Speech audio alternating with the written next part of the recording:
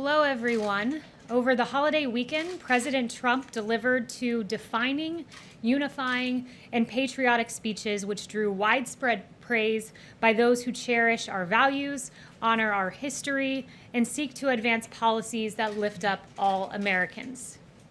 The president outlined a vision for the future. The president outlined a vision for stronger and safer communities. President Trump said, after all, what do we want? We want a strong military, great education, housing, low taxes, law, and order. He went on to say, we want safety, we want equal justice, we want religious liberty, we want faith and family, and living in the great communities and happy communities and safe communities.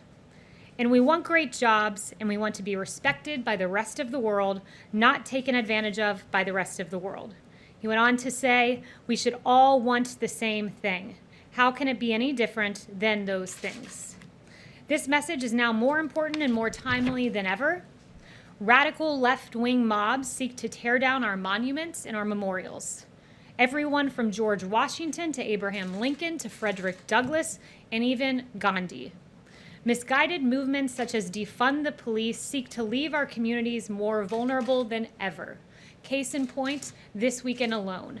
In New York, there were 44 shootings with 11 killed. In Chicago, 75 people were shot with 13 killed. And tragically, at least 5 of these individuals were children who were killed in cities across the country, an absolutely devastating loss, and we grieve for those families. Crime such as this is dark and it is divisive. This July 4th, the president said, our movement is based on lifting all citizens to reach their fullest God-given potential. Never forget, we are one family and one nation. We will teach our children to cherish and adore their country so they can build its future. This vision is not a culture war, as the media seeks to falsely proclaim. It's an embrace of our American family, our values, our freedom, and our future. And with that, I'll take questions. Peter. Kayleigh, I want to ask you just a couple questions. The first one, why is the president so supportive of flying the Confederate flag? So I think you're referring to a tweet this morning, is that right? Correct. Well, I think you're mischaracterizing the tweet. The tweet was aimed at pointing out that the FBI report of the alleged hate crime at NASCAR concluded that the garage door pull, which had been there since last fall, was obviously not targeted at a specific individual because in fact it was a garage pull, and in fact it was there since last fall, long before these 43 teams arrived, and it was concluded by the FBI that this was, quote, not an intentional racist act. For clarity, I'm asking you about the Confederate flag. So my question is, why is the president so supportive of flying the Confederate flag? The president never said that. Again, you're taking his tweet completely out of context. The president said that NASCAR saw bad ratings because they took down the Confederate flag, banned the Confederate flag. Does he believe NASCAR should fly the Confederate flag, and why don't they fly it here? The whole point of the tweet was to note the incident, the alleged hate crime, that it in fact was not a hate crime. At the very end, the ban on the flag was mentioned in the broader context of the fact that he rejects this notion that somehow NASCAR men and women who go to these sporting events are racist, when in fact, as it turns out, what we saw with the FBI report and the alleged incident of a hate crime, it was a complete indictment of the media's rush to judgment, once again calling this a hate crime when the FBI completely dismissed that. Let me ask you about some of the president's comments this weekend. The president said that 99% of coronavirus cases are totally harmless. Which members of the White House Coronavirus Task Force agree with that statement?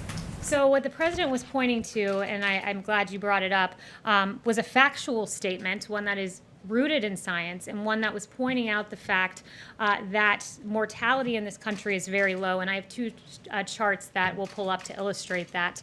The first chart is the case fatality rate in the United States. And as you can see, the mortality rate has gone like this, the case fatality rate. And also in the second chart, you'll see, hopefully they have it up behind me, but the case rate fatality rate in this country vis-a-vis other European countries is much lower than, let's say, France and Italy. And what that speaks to is the great work of this administration with therapeutics and remdesivir and dexamethasone, and that's what the president was pointing out. So I want to get back to just to follow up quickly though. So if you don't die, is it not harmless? The president was noting the fact that the vast majority of Americans who contract coronavirus will come out on the other side of this. Of course, he takes this very seriously. Of course, no one wants to see anyone in this country contract COVID, which is why the administration has fought hard to make sure that's not the case with our historic response effort. John. Kayleigh, to follow up on Peter's question, what is the president's position? Does he think NASCAR made a mistake by banning the Confederate flag? So he said I spoke to him this morning about this, and he said he was not making a judgment one way or the other. The intent of the tweet was to stand up for the men and women of NASCAR and the fans and those who have gone in this rush to judgment of the media to call something a hate crime when in fact the FBI report concluded this was not an intentional racist act. And it very much mirrors other times when there have been a rush to judgment, let's say with the Covington boys or with Jesse Smollett. But let's drill down on the Confederate flag. Does he think it was a mistake for NASCAR to ban it? The president said he wasn't making a judgment one way or the other. What is You're his position focusing on on that? one word at the very bottom of a tweet that's completely taken out of context and neglecting the complete rush to judgment Wasn't he saying that on NASCAR's this. ratings are down because they banned the flag? That's what he said. The president was noting the fact that in aggregate, this notion that NASCAR men and women who have gone and who are being demeaned and called racist and being accused in some venues of committing a hate crime against an individual, those allegations were just dead wrong. Does he think Paula. does he think his supporters should not take the flag to Trump rallies? Has he considered banning the Confederate flag from Trump Well, rallies? at Trump rallies, all flags that are not official campaign gear are banned. Yes. Kayleigh, why is it Bubba Wallace's responsibility to apologize for an investigation into a noose that he didn't report and he never even saw? It was NASCAR that found this, that reported this, and even the FBI referred to it as a noose, even if they said it wasn't a specific crime against Mr. Wallace. Why is the president even suggesting that Mr. Wallace should apologize? Well, look, the FBI, as I noted, concluded that this was not a hate crime, and he believes it'd go a long way if Bubba came out and acknowledged that as well. This was not He has. a hate In crime as interviews, noted by the he's been FBI. very clear So that the FBI the found this was president- not intentional. Why One is of he the things- directing this at Mr. Wallace? So one of the things that's Suspected hate crime. this is where the president comes from, and this is where the president stands. And he actually hinted at this in his July 4th speech. To those in the media who falsely and consistently label their opponents as racist, who condemn patriotic citizens, who offer a clear and truthful defense of American unity, we want a clear and faithful defense of American history and unity. And when you level false charges, you not only slander me, you slander the American people. He believes was the American charged? It people was an are open good. investigation, And the Kayleigh, into a allegations noose. and the The rush FBI to said it judgment was a with noose. Jesse Smollett and the Bubba Wallace case and with the Covington Catholic boys, we shouldn't be so quick to jump onto those narratives. Those are just You're three suggesting examples that of Mr. those Wallace should that have been proven apologize for an false. investigation that someone Yes. else initiated, suggesting he was possibly the victim of a hate crime? Yes. The governor of South Dakota flew back on Air Force One after having contact with somebody who had tested positive for the virus. Why was that allowed to happen? Did she have contact with the president on the trip back? And has the president continued to test negative since that interaction? Yes, the president is tested constantly, has tested negative, and those around him are tested as well. But why, the original question is, why was she allowed to fly back on Air Force One with the president when it was known that she had had contact with somebody who had tested positive for the virus? Yeah, I'd have to refer you to Secret Service on that, but I'll tell you this, they take the president's health very seriously. They would never put him in a situation that would put him in harm's way. And just one follow-up, please. Yes. On executive orders, the president has set a pretty brisk pace on those this year. And as a candidate, he had been critical of President Obama's use of executive orders. But he seems to have really stepped up the pace on these. And I wanted to ask, what does he find, what is the strategy behind issuing more than one a week so far this year? And I know he's getting ready to issue more in the coming weeks. Well, he will use the powers in his executive toolkit to further the agenda of the American people. That's his intent with these executive orders. And I would just note that with regard to the DACA decision, the Supreme Court has suggested he has pretty wide discretion to act.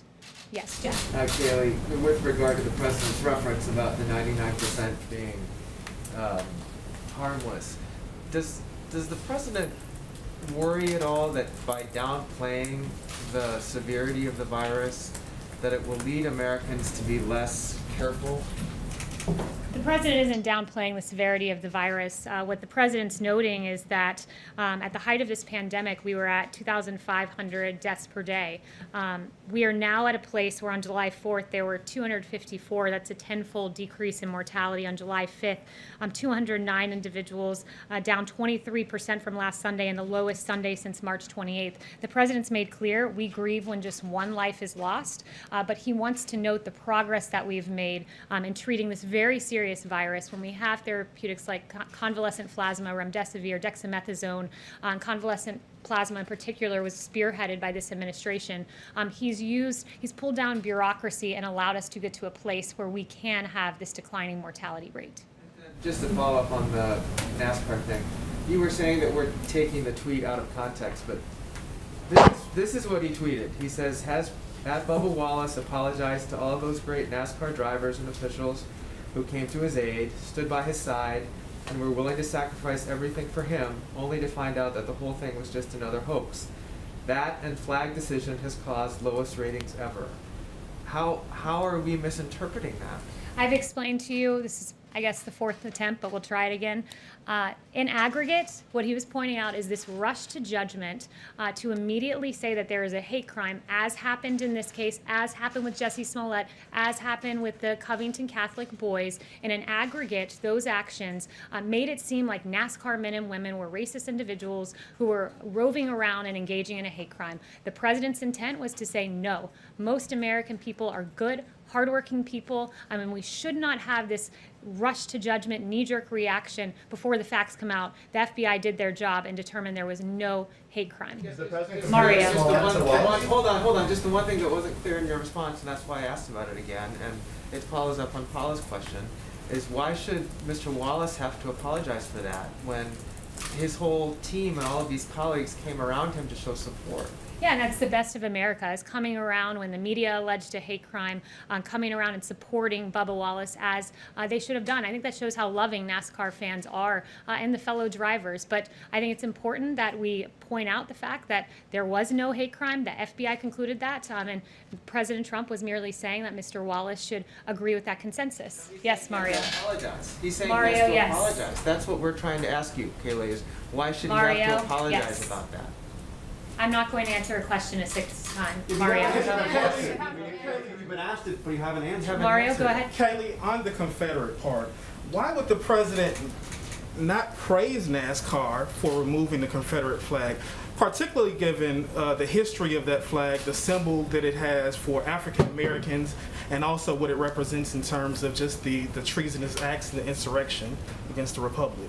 So Why would he not praise them for taking that down, even if it's a ratings the hit? president takes great offense when Americans are knee-jerk reaction summed up as racist. In aggregate, the picture being painted here in this incident seemed to be that there was that suggestion there, when in fact what we're seeing across the nation is this vast cancel culture where we're going to tear down our monuments, we're going to tear down Gandhi, we're going to tear down George Washington, we're going to tear down Lincoln. It's really quite appalling what we've seen happen across the country, and the president wants no part in cancel culture. He wants no part in the tearing down and defacing of Matthias Baldwin, an abolitionist, Philadelphia's Civil War soldiers, John Greenleaf Whittier, vandalized, an abolitionist. He wants no part in this. He stands against the demonization of Americans, and he stands firmly on the side of preserving our history. Yes. The flag is a different issue. He is not, I said from the very top of this briefing, he has not given an opinion one way or the other on that. I just spoke to him this morning. Yes. What exactly does the president see as positive or uniting then about the Confederate flag? Why did he decide to tweet about it then this morning? The president never used those words. Those are the words of a reporter, not that of the president of the United States. Yes, Phil. The president argued on Friday and then again on Saturday that many of the problems the country faces stem from, quote, extreme indoctrination and bias in the education system. If that's the case, is he working with Secretary DeVos to address what he sees as a major problem? What steps is he taking to undertake this, and could you give us an example? Yeah, I'd have to inquire about that, about specific steps that he's taken. I'm not aware of his conversations with Secretary DeVos, but I will certainly follow up. But look, we've got a real problem in this country. When you have rioters, who I've listed off some of the examples of abolitionists, there seems to be zero understanding of history when you're defacing the statue of Matthias Baldwin and John Whittier and Ulysses S. Grant. There seems to be a lack of understanding and historical knowledge when the Armenian Genocide Memorial, remembering victims of all crimes against humanity, including slavery, is vandalized. There seems to be a lack of understanding of history when the first responders sculpture is damaged, when the Polish War Hero statue, the World War I Memorial, the Lincoln Memorial, the World War II Memorial, and absolutely the Robert Good Shaw and the 54th Regiment Washington Memorial that honored African American soldiers who fought valiantly in the Civil War was damaged in Boston. We need to have a better historical understanding, and I'll follow up with you about specific conversations. Yes, Holly. Thank you, Kayleigh. I have a question about masks. The president has sort of equivocated on the issue of masks, and we know that a number of Republicans are starting to say that it's the single most important thing that Americans can do to protect each other. What is the president's message to Americans who hear those messages and say that they simply don't want to wear a mask? What does the president say to those? The president was very clear last week that if he were in a situation where he wasn't tested daily and he was in close proximity and unable to social distance, that he would wear a mask. So he has made that clear. His rally this weekend in New Hampshire, masks are not only handed out, but they are recommended. Yes. Thank you, Kayleigh. I wanted to say, first off, point of fact, Bubba Wallace did not make any kind of false report. And I'm wondering, in general, why the president thinks that issue is worth his time and focus right now in the midst of a deadly pandemic. And then also, you've said he has no opinion on the Confederate flag. Why can't this White House unambiguously state whether or not it supports displays of the Confederate flag No, I said, and Confederate monuments, I which said are in much his- more a part of this question than Gandhi? Yeah, I said that his tweet was not to indicate approval or disapproval of that particular policy of NASCAR. It was an aggregate to stand against the rush to judgment, to call something a hate crime before the facts were out, when clearly the media was wrong about this. When clearly, I never said that. Perhaps one of the reporters said that, but I certainly did not. But he believes that we should be, that the truth matters, and that the truth was the FBI did a thorough investigation, and what was concluded that there was no hate crime here, and we should all be grateful for that, grateful that NASCAR fans came together in a great display of American unity around Mr. Wallace, but then we should also be equally unequivocal about the truth of this situation here, and that most Americans are great, hardworking people. Why is this Yes. cultural stuff worth his time and Yes. focus during the pandemic? Yes, he's focused on two things at once, something we're all capable of doing. And what about an Yeah. unambiguous statement on the Confederate flag? Are we capable of doing that? Look, the president has made clear he was not taking a position one way or the other in that tweet. Exactly. Yes. Well, why not? Yes. Thanks, Barry. Two quick questions, if I may. Does the president support the Cleveland Indians and the football team here in Washington considering changing their names? I haven't spoken to the president on that. And on the other question, who came up with the list of historical figures that the president wants honored in his in this garden of statues that he put out this executive order about? Who came up with the list of people to be included there? So I don't know exactly who came up with that list. I can ask about it, but it's a pretty extraordinary list of people. I think we can all agree on the fact that great American heroes are people like Harriet Tubman and Frederick Douglass and Booker T. Washington and Martin Luther King Jr. These are incredible men and women in our history, Susan B. Anthony and Billy Graham. So I think we can all pretty much widely acknowledge that these are American heroes. Yes. Thank you, Kayleigh. The president signed the Payroll Protection Program extension over the weekend. There's $132 billion in the pot. What does the president think that money should be used for if it's still there after August 8th? And then in a CARES 4 specifically, what should be there to help small businesses? Yeah, so I don't have any updates on Phase 4. I've mentioned that the payroll tax is something of great interest to the president because it would help low and middle income Americans most. The PPP funding, they've done an extraordinary job with that. Small businesses across the country have gotten this, and we've kept people on payroll. So he's very pleased with the progress that's been made there and the continuing functioning of the PPP. Would he veto a bill then that did not have a payroll tax relief in it? Yeah, I don't want to set parameters or conditions. That'll be up to the president when the bill arrives on his desk. Yes. Thank you, Kayleigh, so much. As President Trump wants to reopen the country, what will be the criteria to cancel the travel bans? Because we know that the bans are still in place for European countries where the situation is under control, and on the other hand, there is no ban on hotspots like Russia, India, or Mexico, for example. So what is the criteria? Yeah, so I don't have specific criteria to give you. I'd have to refer you to the State Department and Secretary Pompeo and his remarks on the topic during his last press conference as where we currently stand.